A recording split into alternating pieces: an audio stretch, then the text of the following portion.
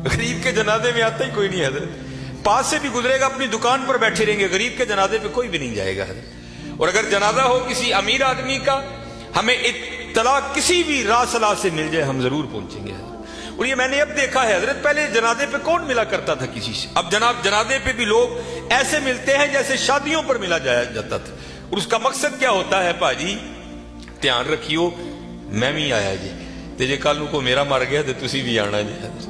अजीब रंग लग गया यार। आधा आधा घंटा, पौना पौना घंटा लोग हजरत बड़े वहां खड़े होकर एक दूसरे को मिलते रहते हैं। लोग जनाजा पढ़ने के लिए आ गए, इमाम साहब भी खड़े हुए, आपने लोगों को नीयत बताई। तो जो बाबे का बड़ा बेटा था ना, वो कहता है मौलवी साहब अब्बा जी होरां ने 2 वसीयतां कीतियां ने।